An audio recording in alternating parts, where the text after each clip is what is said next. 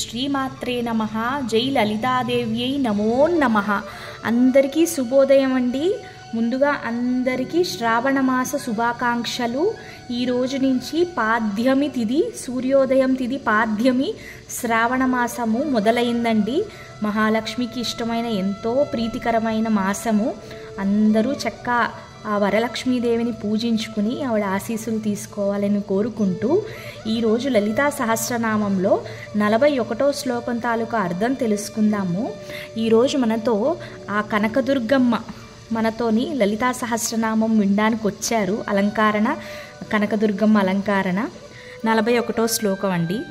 భవానీ భావనాగమ్య భవారణ్య కుటారిక భద్రప్రియా భద్రమూర్తిర్ భక్త సౌభాగ్యదాయిని.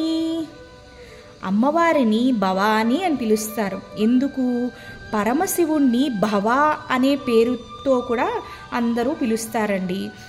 ఆయన సతీమణిగా అమ్మవారిని భవాని అని కూడా అంటారు. భవానీ భావనాగమ్య. భావనాగమ్య అంటే అమ్మవారిని మనం చేరుకోవాలి అంటే, అమ్మవారికి మనం దగ్గరవ్వాలి అంటే మంత్రాలు, పూజలు అంటే ఇవన్నీ కూడా అవన్నీ చేరుకునేయడానికి ఒక పద్ధతి, ఒక విధానం అండి.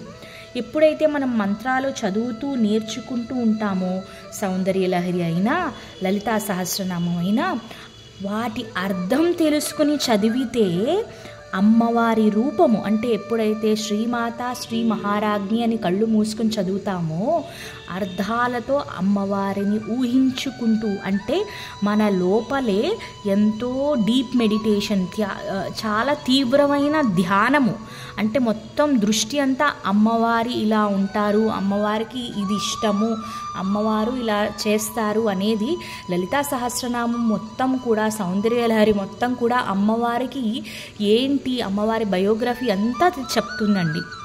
మనం ఎప్పుడైతే ఆ లలిత మంత్రాలు కానీ ఆ శ్లోకాలు చదువుతూ ఉంటామో అర్థం తెలుసుకుని ఆవిడకి చదివితే చాలా నచ్చుతుందంట.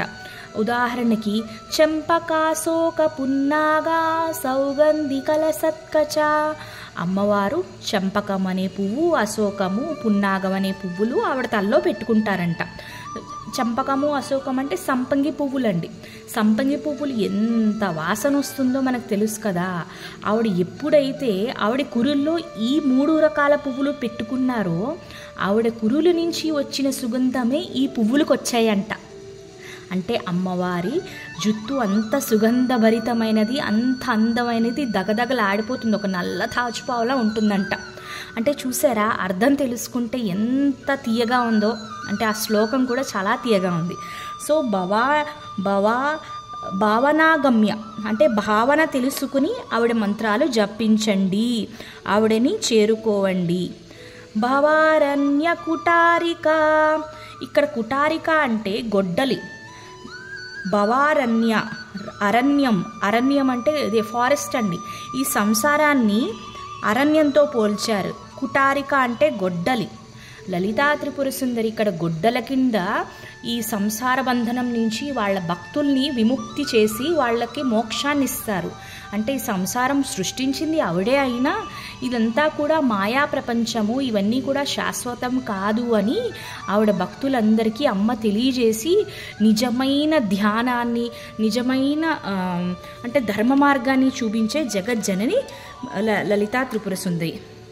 భద్రప్రియా భద్రమూర్తి భక్త సౌభాగ్యదాయిని.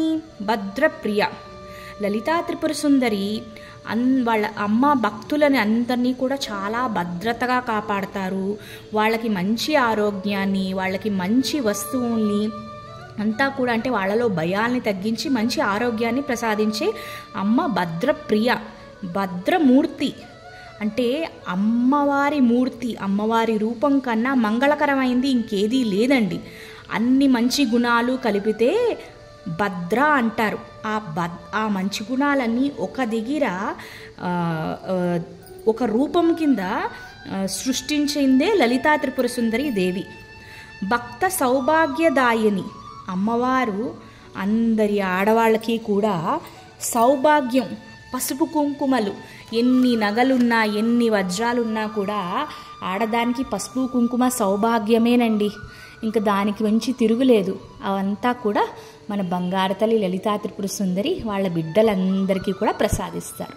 దీంతో మనం 41వ శ్లోకం తాలూకు అర్థం తెలుసుకున్నాము. అందరూ కూడా దుర్గమ్మ ఆశీస్సులతో చక్కగా ఆనందంగా ఉండాలని కోరుకుంటూ సర్వే జనా సుఖినో భవంతు.